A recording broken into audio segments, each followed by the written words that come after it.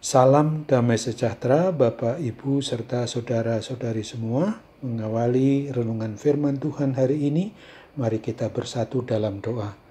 Tuhan Allah yang melampaui segala akal, hati, dan pikiran kami manusia, berfirmanlah kepada kami dalam kuat kuasa Roh Kudus, sebab kami bersedia untuk mendengar dan memberlakukan dalam pertolongan Roh Kudus itu juga dalam kehidupan sehari-hari. Dalam nama Tuhan Yesus kami berdoa. Amin. Nas renungan firman Tuhan hari ini diambil dari kitab Nabi Yeremia 1 ayat 9 dan ayat 10 yang berbunyi demikian.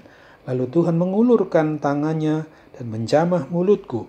Tuhan berfirman kepadaku, sesungguhnya aku menaruh perkataan-perkataanku ke dalam mulutmu, dan ketahuilah pada hari ini Aku mengangkat engkau atas bangsa-bangsa dan atas kerajaan-kerajaan untuk mencabut dan merobohkan, untuk membinasakan dan meruntuhkan, untuk membangun dan menanam.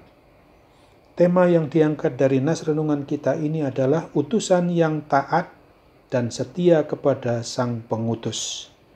Pemanggilan dan penahbisan atau peneguhan dan disertai dengan tugasnya sebagai nabi yang diutus oleh Tuhan Allah Yahweh atas diri, baik kepada pribadi Nabi Yeremia di masa perjanjian lama dulu, maupun juga terhadap diri pribadi kita masing-masing yang beriman percaya kepada Kristus di masa sekarang ini, di mana diri pribadi kita ini tidak hanya berhenti sebagai seorang yang telah dipanggil dan sudah ditahbiskan atau diteguhkan oleh Tuhan, Raja dan Kepala serta pemilik atas kita umat yang beriman percaya kepadanya sebagai nabi, imam, dan raja saja.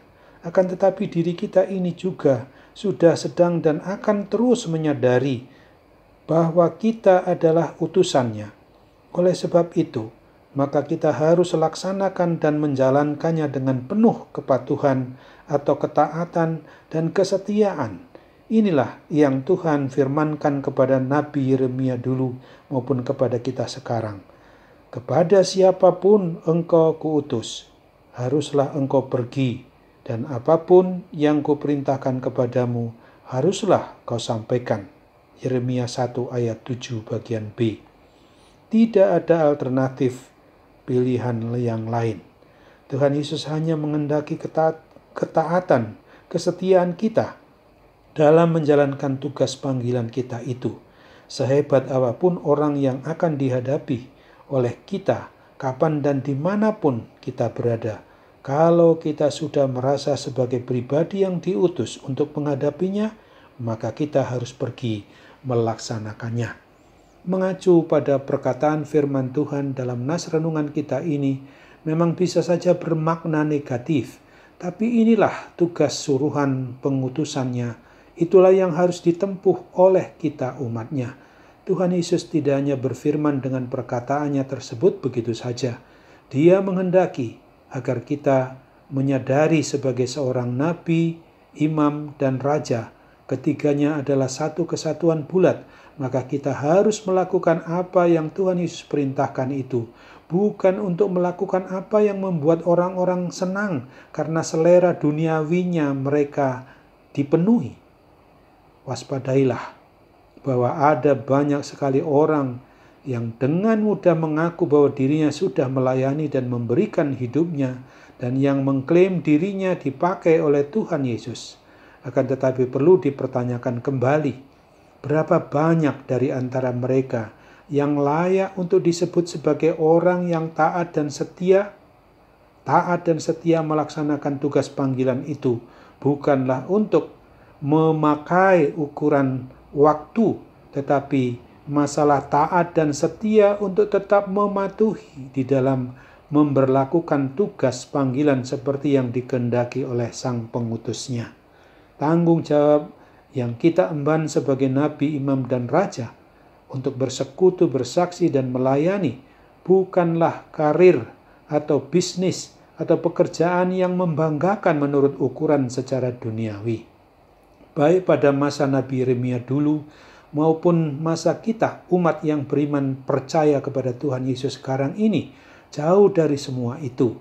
Seluruh aspek dari sikap, tingkah laku, dan perbuatan kita ini harus mau dipakai sebagai sarana Roh Kudus untuk menyampaikan firman Tuhan Yesus kepada orang yang memekakkan dirinya, tidak mau mendengar kebenaran firman Tuhan itu. Dampak dari sebagai utusan yang taat dan setia kepada Sang Pengutusnya di dalam menjalankan pemberitaan firman Tuhan Yesus itu dapat saja terjadi seperti yang pernah dialami oleh Nabi Yeremia, di mana berkali-kali nyawanya terancam. Alim ulama maupun umat Israel atau umat Yehuda dulu sangat membencinya. Pelayanan yang dijalaninya puluhan tahun itu penuh dengan tetes air mata. Akan tetapi suara firman Tuhan tidak pernah dimanipulasi untuk kepentingan diri, zona aman bagi dirinya sendiri.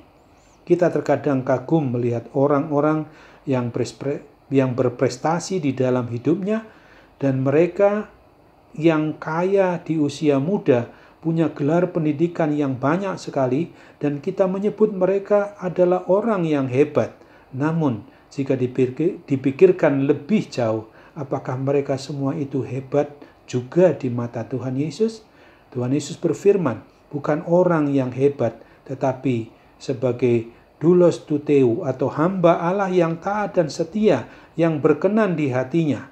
Tuhan Yesus menghendaki kita adalah selaku pribadi orang yang taat dan setia, orang yang berusaha semakin menyerupainya dalam tugas persekutuan, kesaksian, dan pelayanan kita sebagai nabi, imam, dan raja di sepanjang kehidupan kita di dunia ini. Selamat menjalani aktivitas hidup sebagai pribadi utusannya yang hanya mau taat dan setia kepada Sang Pengutusnya, yaitu Tuhan Yesus Kristus. Amin. Mari kita kembali berdoa. Tuhan Allah Bapa di surga, terima kasih kalau Tuhan sudah mengingatkan kami dan menyegarkan kami oleh firman-Mu dalam renungan harian firman Tuhan hari ini. Kami tidak lupa untuk berdoa juga bagi mereka yang dalam kondisi sakit karena gangguan pandemi COVID-19, supaya Tuhan juga menolong mereka melalui para medis, dokter, obat yang dipakainya untuk memungkinkan mereka boleh kembali pulih dan sembuh sebagaimana layaknya menurut kehendak-Mu. Dalam nama Tuhan Yesus kami memohon. Amin.